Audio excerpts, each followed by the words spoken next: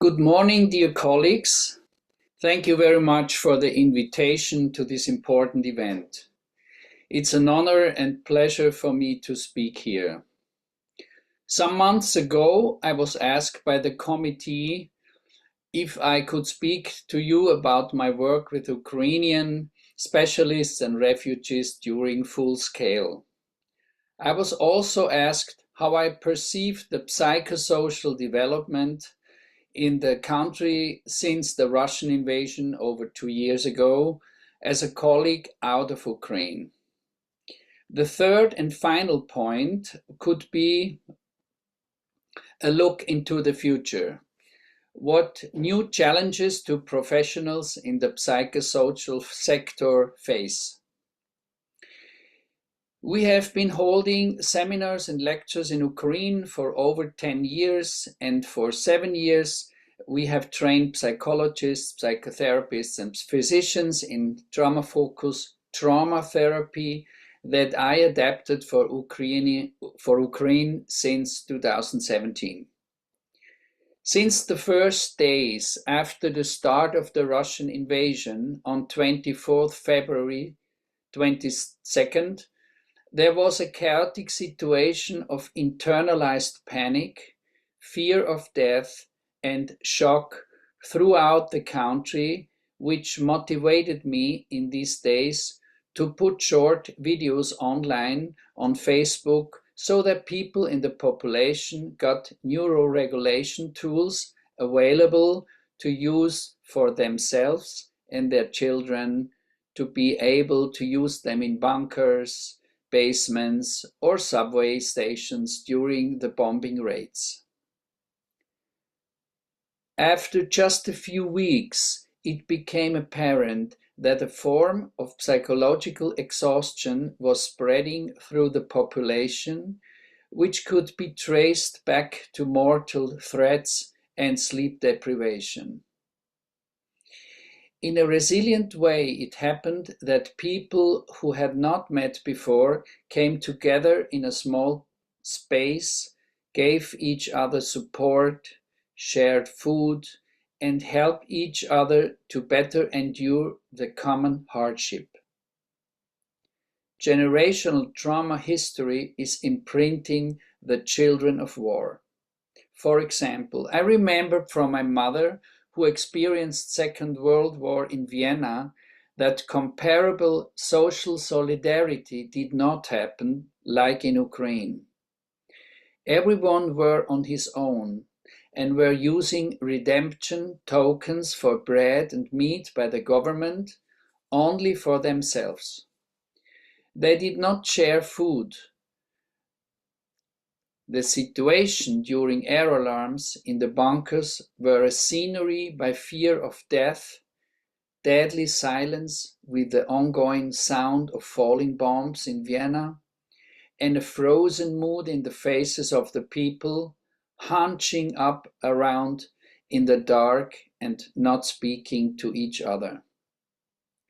Comparing this at the present day in the Russian war against Ukraine, the collective behavior of Austrian people in Vienna increased their shock and dissociation. After the Second World War, this generation of my parents became hard in their mind and helpless as a trauma of this time. One of the results of the post-war era in my generation, it was a time when parents from the war treated their children with emotional coldness, harshness, and violence. This happened also in school with elder teachers. This may highlight a few differences during these wars between German-Austrian cultures and Ukrainian culture. It is also complex to deal with the shame of my generation, grown up by aggressors of the Second World War. The change in education came in my generation in the 70s, with the flower power generation, triggered by the protests of American war veterans of Vietnam, which shaped my generation and that of my children. It was a revolutionary time of humanistic equality between parents and children.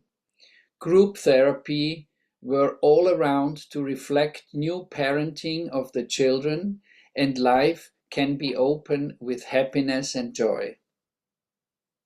The era of anti-authoritarian education began.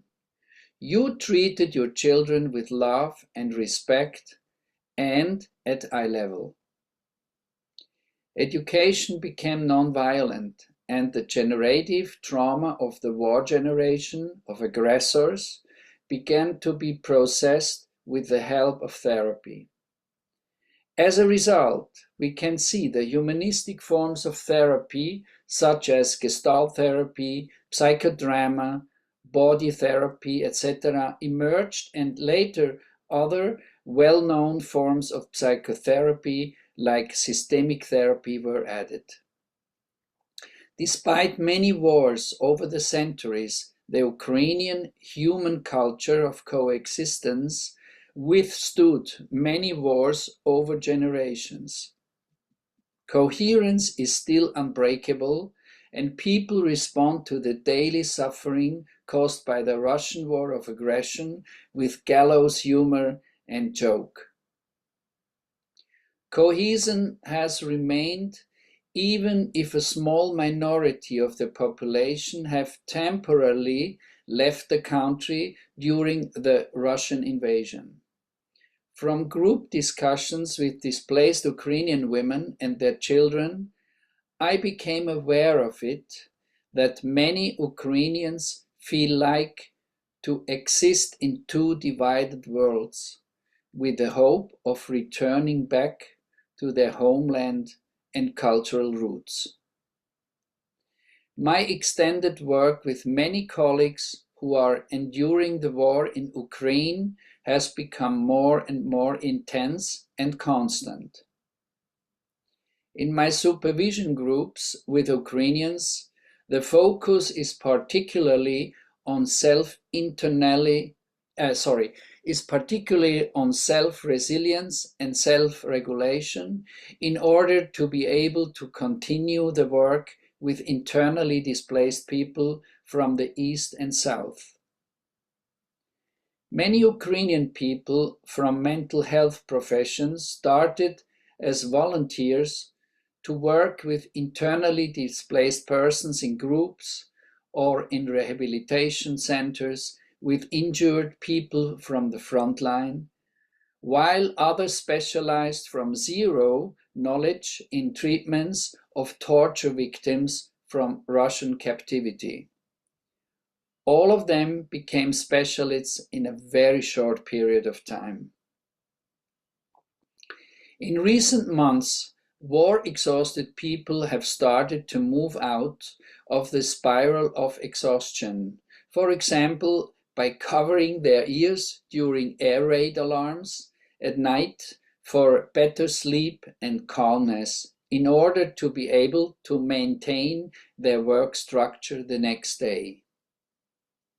For me, I see an unprecedented social survival management in the population to cultivate charity, rhythm, and constancy in the family as the highest good in order to give the growing children strength in war, even if there is hardly anything happy or cheerful in everyday life gives.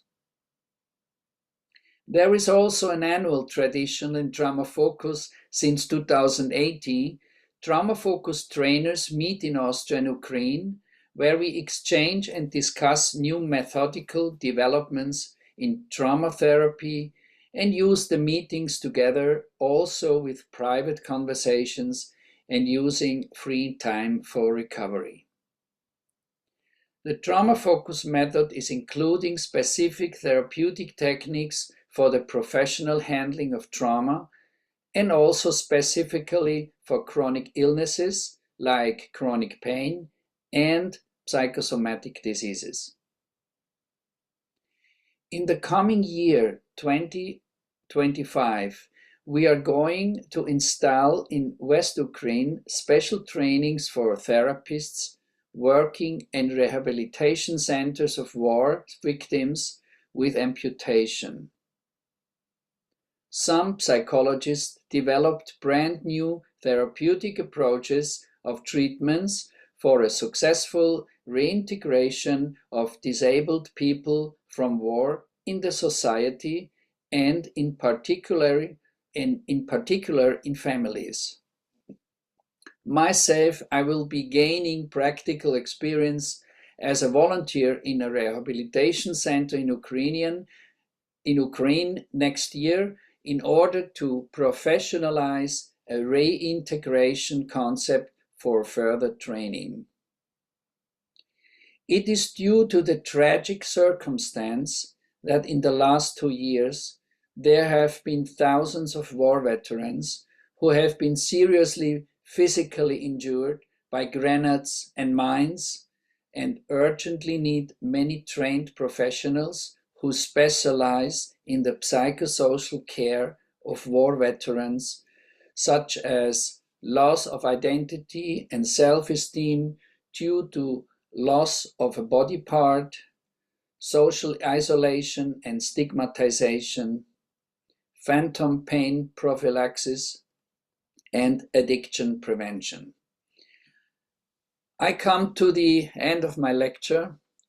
During my work as a trauma therapist in Ukraine, I learned how important social and national cohesion is and how crucially positive it has an impact on public health. In my life so far, I have experienced political or religious radicalism when I was traveling to other continents and countries for many years. Since I traveled to Ukraine and met numerous colleagues and friends there, and after the beginning of the Russian invasion 2 years ago, my image and understanding of patriotism and peaceful democracy has changed completely. So I got a new access about what patriotism can be. I thank you for your attention.